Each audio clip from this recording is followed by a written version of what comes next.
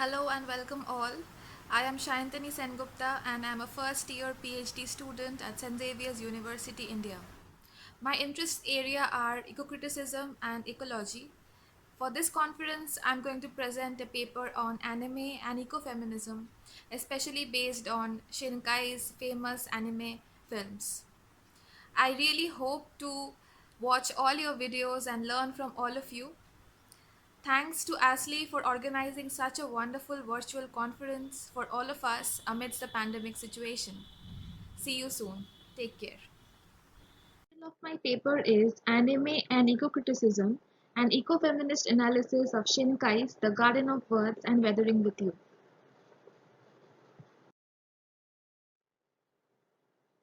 Human beings have been closest to nature since time immemorial. They have not only depended on nature for basic necessities, but also have considered themselves a part of nature, not above it.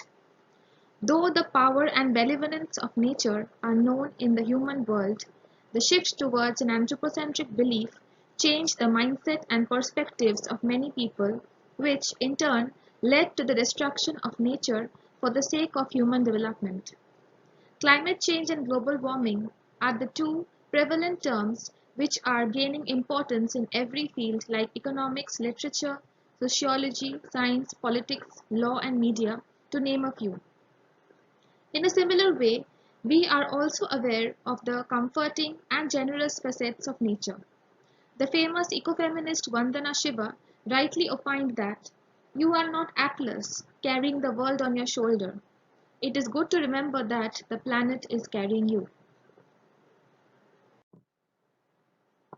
The prominent anime director Hayao Miyazaki primarily popularized the concept of ecology, nature, and ecojustice in his anime films like Princess Mononoke, Nausicaa of the Valley of the Wind, Pom Poko, Ponyo, Laputa, Castle in the Sky, and Spirited Away, to name a few. Humans are as much a part of nature as the mountains, the animals, the birds, and the butterflies. This has been the central theme of most of his anime films. Gwendolyn Morgan in the article "Creatures in Crisis: Apocalyptic Environmental Visions in Miyazaki's Nausicaa of the Valley of the Wind and Princess Mononoke" stated that Miyazaki constructs a space where the complexity of relationships between human spirits and nature can be explored through the art of anime. Plots centered around nature can also be found in the anime films of Makoto Shinkai. In an article titled "Inspired by Climate Change: An Interview with Animation Director Makoto Shinkai", the author clearly mentioned, growing up in a rural town in Nagano in Japan, animation director Mr. Makoto Shinkai always felt that the sky represented beauty. So he was shocked to see the recent unprecedented destructions caused by heavy rains, typhoons, heat, and many other natural disasters around the world. Though there are multiple analyses and readings of his recent anime film, I believe that the consequences of climate change on the human life and relationships is the central theme of the cinematic text Weathering with You. On the other hand, Shinkai had chosen a completely different theme centered around the powers of nature for The Garden of Words, released in 2013. In this cinematic text, nature provided solace to the aching and the lonely souls of Yukari and Takao, the central characters. Rain, which is often considered as a problem, especially in the urban spaces, united them and motivated them to find happiness. A busy city like Tokyo often overlooks such individuals who fight against all odds every day to build an identity of their own, who are terrified of the uncertainties and instabilities of an urban life, and also the ones who cannot cope with their insecurities. Shinkai has skillfully highlighted two such individuals and how nature acknowledged their pains, listened to the silence, and finally liberated them for their innermost fears. The opening scene of The Garden of Words captures a significant contrast between the busy city of Tokyo where people are either gripped by their phones or they are in a hurry to go to their workplace, and the serene and beautiful garden where every drop of rain seems to touch the human soul, seems to hear them like a patient listener. One cannot effectively use the creative faculty of mind in such a crowded and bustling city, perhaps, and therefore Takao, a high school student, chooses the picturesque garden to figure out the designs of shoes on the piece of paper, since his dream was to become a renowned shoemaker someday. He instantly shares the space with a familiar stranger and doesn't fail to observe the detailing of her shoes, her chocolates, and beer. Soon it is revealed that the woman skips her work to spend time in the garden, and Takao skips his classes whenever it rains. Hence, a deal is made between the two lonely souls that whenever it will rain, they both will meet in the same place, amidst tranquility, away from the distracted and preoccupied people in the city. While the two individuals are engaged in their works and moments of monotony, they patiently wait for the dark clouds to overcast the city, anticipate the rain so that they could meet again and share their stories.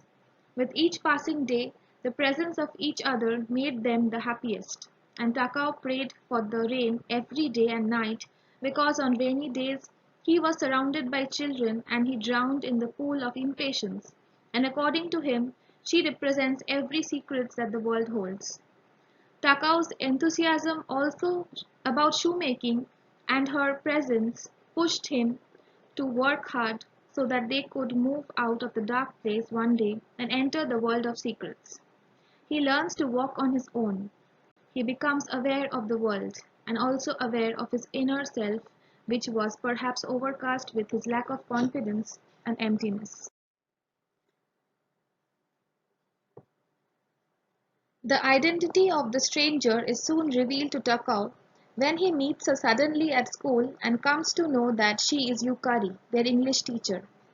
But due to an unfortunate situation, she was bound to take a break from her work, and since then, Yukari had never been the same. Loneliness and loss of identity had enchained her so much that she found solace only in the garden, amidst rain and nature. In her journey to find her own self, Yukari came across Takao, and though she knew he was a student, she could not stop meeting her because his presence offered her peace and happiness. Takao's promise was broken when he went to meet Yukari in the garden on a clear day and said, "Even if rain comes not, I will stay here together with you." The worlds of these two individuals are different. Perhaps society would never accept such a relationship, but it is beyond societal norms, and Takao proved this when he stayed with Yukari, even when it did not rain initially, because rain was no longer the reason to meet anymore. The unexpected downpour cleansed their souls of all pessimism. Yukari confessed the truth about herself, and Takao had saved her life when she was scared of life, of the people and the city. Weathering with You, released in 2019, instantly grabbed the attention of people due to its unique portrayal of the consequences of climate change through the characters of Hina and Hodaka. The film showcases the impacts of torrential rainfall in the city of Tokyo, which continues for 2 months or more. Rain is no more a source of bliss, as it was showed in The Garden of Words. Instead, the continuous downpour creates a disaster and poses a challenge of obliteration to the city of Tokyo. While Hodaka tries to earn his living and understand the new city, Hina also struggles to look after her brother and herself after their mother's demise. However, Hina becomes aware of her exceptional power, the power to connect with the weather and pray for sunshine when she crosses the shrine which is considered as the gateway to the other world, and reaches an unknown place where the water spirits reside. Soon she becomes the Sunshine Girl, who could use her special powers to bring sunshine whenever she prayed for her fellow humanity. When Hodaka meets Hina and knows about her weather changing power, he proposes the idea of starting an online weather business that promises 100% delivery of free weather at the specified location and time. Their business becomes successful when people from various parts of the city requested Hina to come and bring sunshine, and each request had their own specific reason. While some wanted to put up a stall in the flea market for business, the others called her because they had a match or a wedding or an important work to complete. At this moment, Hodaka understands the fact that weather can affect our moods, and we are all related to the sky, to nature, even without consciously realizing it amidst the hustle and bustle of everyday life. Since Hina's powers only lasted for some time, the people of Tokyo prayed for rain to stop because it was no more a romantic symbol, but the symbol of hindrance. Unusual downpour and sudden temperature fluctuations disrupted everything, and Hina knew it was time for her to leave the world to become a human sacrifice. The more she prayed for sunshine, the more her body turned into water, and Hina was somewhere pleased to accept her fate since that would help the humanity. The sacrifice would save Tokyo and perhaps the world from climate change and global warming. However, Hodaka's love brought her back to this world. Thus, the two of them changed the fate of the world when he chose Hina over normal weather and they rejected Hina, becoming the human sacrifice, or the Hito Basira in Japanese. Through this film, Shinkai has conveyed the message of positivity to the humanity that even in the most difficult times, we have to keep living. Hina and Hodaka chose to stay with the trouble.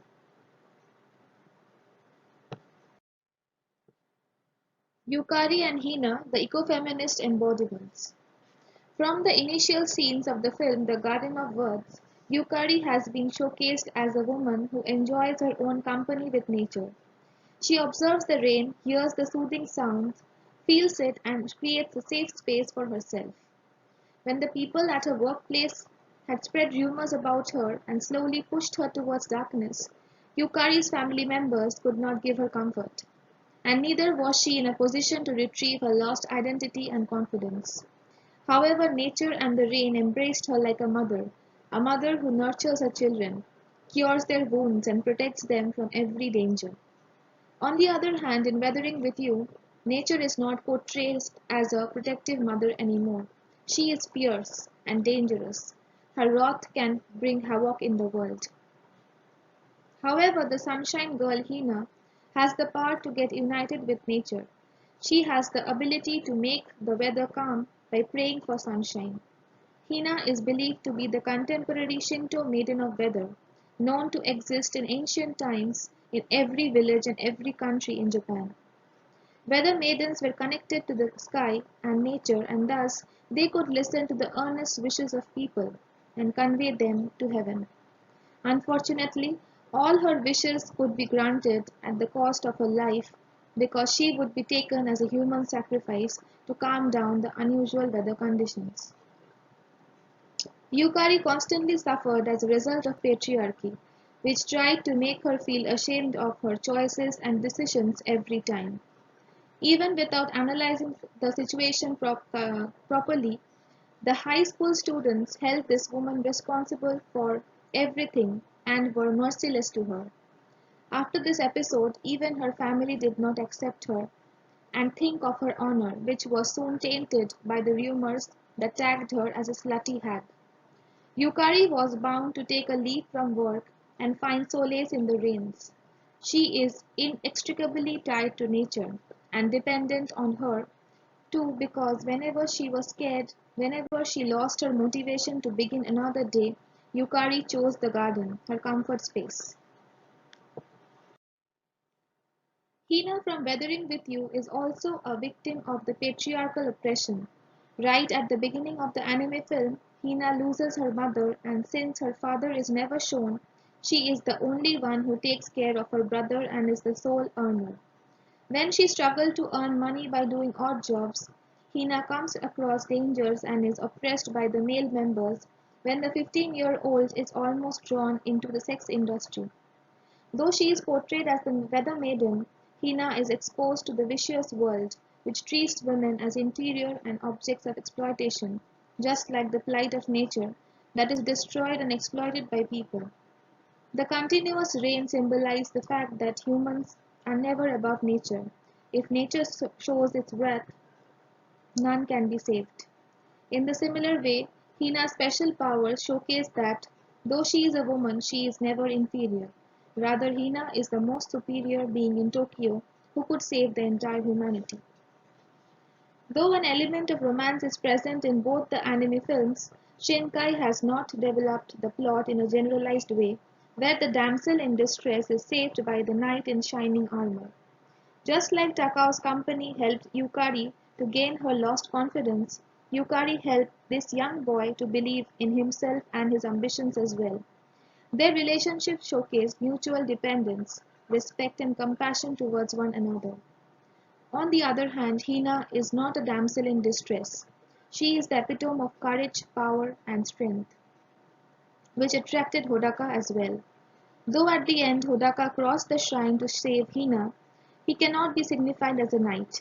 He stepped into the other world just because he was in love with Hina, and he also knew that he cannot separate Hina from her brother, who still dependent on his sister. Unlike a knight, Hodaka could not save the city from the rage of nature, which got submerged soon and simply returned to its original shape, as stated by the old Tachibana.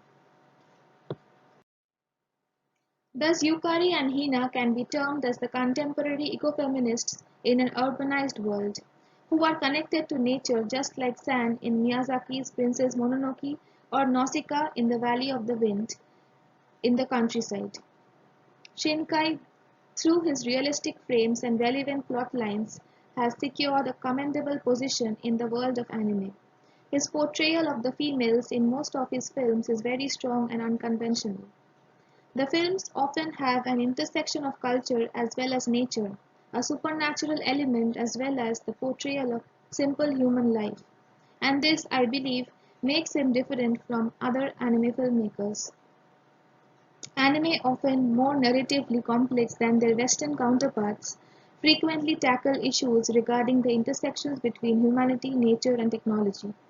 A cinematic representation of ecology, ecofeminism, climate change, and eco-criticism are most likely to have an impact on a greater mass, and these anime films also help us see how environmental issues and feminism often intersect.